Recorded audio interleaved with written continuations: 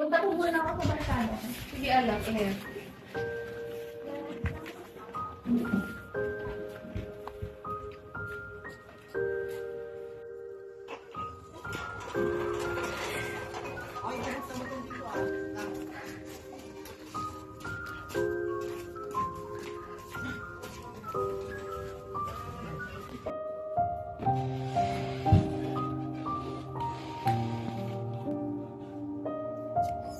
Ano yan? Lasing ka na naman? Uuwi ka na lang dito, lagi ka na lang lasing. Ano pakialam mo? Tama na yan! Gusto mo? Ay, bakit hindi lang napapakita ko? Ano ba? Huwag mo siyang sasaktan! Ay, parang kung pakialam mo sila, umalis sila. Ano ba? Gusto mo gusto ko naman ito? Ha? Gusto mo? Ay, lagi na lang ganito tayo. Huwag mo yung tawagin tatay kasi hindi kita anak. Ay, hindi ka dito. Huwag ka lang iiwan. Ay, wag. Hindi kita anak. Ha? Anak mo ako tayo. Gusto mo malaman ito? Hindi kita anak. Anak mo ako. Lasing ka lang tayo. Lasing ka lang. Ano? Gusto nito. Kulang pa to. Tay. Tay, lasing ka lang tayo. Tay. Tay. Tama na tayo. Edgar, ano ba? Tumigil ka na. Tama na. Pumasok sa loob. Tama na tayo.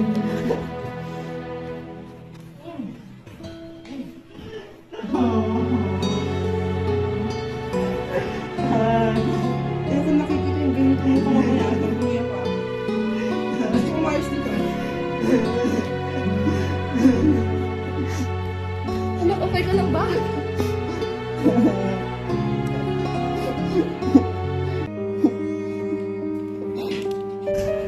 Nay, totoo ba? Hindi talaga kami ni tatay. Anak, patawarin mo ako. Sasabihin ko din naman dapat talaga sa'yo eh. Kaso natatakot lang ako sa tatay Edgar mo. May patang sa mama na eh. Hindi mo agad sinabi sa akin. Kung kailan ngayon, saka mo nasasabihin sa akin to. Dahil pinagmamalaki kita, ma. Tapos, malalaman ko pa na hindi ako tunay na anak. Tapos ngayon talaga, Nay. Kung kailan may muwang na ako, tsaka masasabihin lahat to.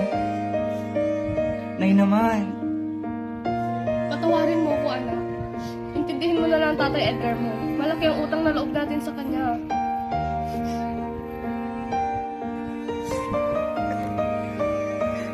Ay, kasi kanya masira ako.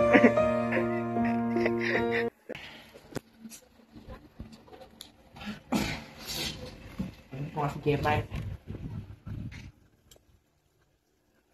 Hello, pre. Saan kayo? Ganun ba? Marami tayong chicks doon, pre. Sige, sige. Punta ka din mamaya pagkatapos ko dito mag-inom. Yellow! Ay! Tay, bakit tay? Yan pala mo pa kung gaya ka. Hindi na dito. Hindi na dito. Tay, ano ba kasi yun? Kuhanin mo ko tubig, ah. Sige po. Bilisan mo! Yung pabakla-bakla! Opo, tay, tagal.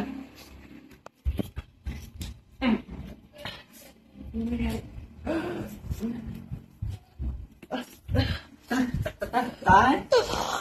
Tay? Nay! Nay, si Tay, Nay! Nay, bigla na lang kinatawag na ako. Tumawag ka ng ambulansya! Nay! Edgar!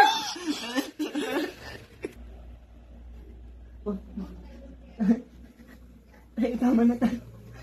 Sa bawat araw na lumipas, kahit pa wala na si Papa, pakiramdam ko nandiyan pa rin siya palagi sa tabi ko. At ang mga araw na sinasaktan niya ako. Nakikita ko kahit saan. Para kung masisiraan ako ng ulo sa Patay ka na tay.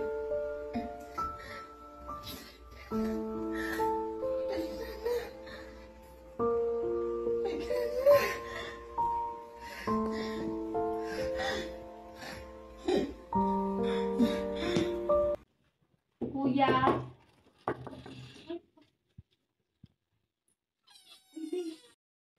Kuya, nakatulala ka na naman. Mapag-isa. Ayan ka na naman. Kilala kita, kuya. Gusto ko lang mapag-isa. Ayoko na may kausap mo. Kuya, may kakilala akong makakatulong sa'yo. Hindi ko kailangan ng tulong. Basta bukas sasamahan kita para mapabuti yung kalagayan mo. Pahala na. Magandang araw, Jello. Mabuti naman at nakumbinsi ka ng iyong kapatid na pumunta dito. Ngayon, kumusta naman ang iyong pakiramdam? Hindi ko masyadong maayos, ma'am. Kasi marami po akong iniisip at magulo pa po talaga lahat sa akin. Naintindihan ko ang iyong nararamdaman. Nabanggit nga sa akin ni Emma na may problema ka sa inyong ama. Gusto mo bang pag-usapan ito ngayon? Opo, ma'am. Kasi lagi na lang pong galit sa akin yung ama ko. Walang araw na hindi siya nagsusungit at nag-aano sa akin, lalo na kapag lasing po siya. Tapos kamakailan lang po, nalaman ko hindi niya po pala ako tunay na anak. Kaya pala ganun na lang po siya kung magalit sa akin at ganun niya po ako tratuhin. Ang sakit po sa pakiramdam.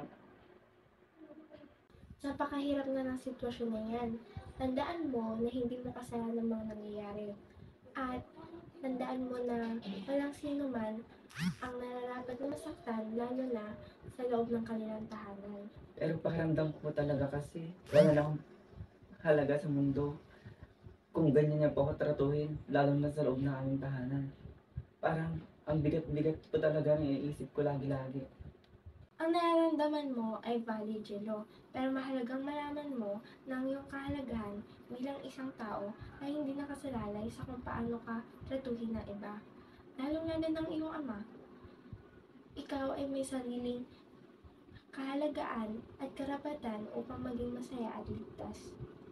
Paano ko po ba makakawalayo sa sitwasyong ito? Kung palagi ko na lang pong naiisip ang aking ama, yung mga ginagawa niya po sa akin. Unang-una, mahalagang nasa ligtas ka na lugar. Pwede tayong maghanap ng mga resources at mga kakilala na pwedeng tumulong sa iyo. At para naman sa ating session, maaari nating pag-usapan ang mga paraan para sa iyong emotional healing at self-care. Hindi ka nag-iisa, Juno. Narito ako para tulungan ka at suportahan ka. Maraming salamat po, ma'am. Pakiramdam ko po tuloy. May pag-asa pa para sa buhay ko. Maraming salamat po. Maraming salamat din.